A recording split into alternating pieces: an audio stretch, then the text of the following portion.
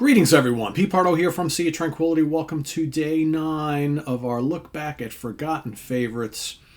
We're doing it each and every day here this month in May 2024, looking at some of those long forgotten albums that are favorites of ours. So these could be undiscovered gems from the vault. These could be really obscure albums, or these could be just really underrated and forgotten albums from bands we might know.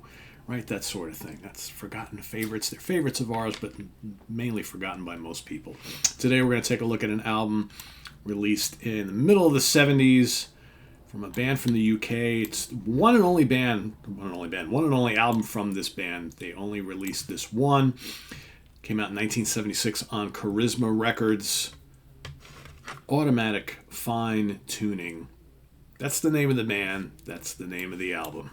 Right, self-titled debut from Automatic Fine Tuning, this 4-piece band from the UK, comprised of Paul A. McDonnell on guitars, Robert Cross on guitars, Trevor Darks on bass, and Dave Ball on drums, and a little bit of vocalizations, right? Because this is mostly instrumental album. There are a couple little vocals here and there, but it's just kind of stuff that probably didn't even need to be there, right? This is a balls out, great collection of fiery guitar rock, I guess you could call it. It's not quite prog. It's not fusion. It's kind of almost like predates like neoclassical shred metal, which would come like a decade later, or maybe not quite a decade later, right? You got guys like Yngwie and Vinnie Moore and Tony McAlpine who were doing sort of this kind of thing, but maybe a little bit more advanced, obviously. But this, from 1976, you got these two dueling guitar players playing these kind of like classical meets rock solos and melodies and things like that. Very cool stuff, very ahead of the game, right? You had like Uli John Roth and Michael Schenker right around the same time starting to do a little bit of this kind of like Baroque metal, Baroque hard rock type thing, but not really in this kind of context. So really this predates the Shrapnel stuff, which would come out like in the mid-'80s, right, where it's strictly mostly instrumental music using these classical and rock themes and kind of combining them together. So here we've got just 4 tracks on this album. So there's some epic stuff going on here. You got the Great Panjan Drum Wheel, Part 1, which is just under 15 minutes long. That's pretty amazing stuff. Then in between, so you got the big long tracks with like these shorter tracks in between. Then you got Gladioli, which is just under 5 minutes long. That separates the Part 1 and the Part 2. So then you got the Great Panjandrum Wheel Part 2, which is almost 16 minutes long. So right there you've got over a half hour's worth of the big epic track, but it's kind of split into two on the album instead of just all running together.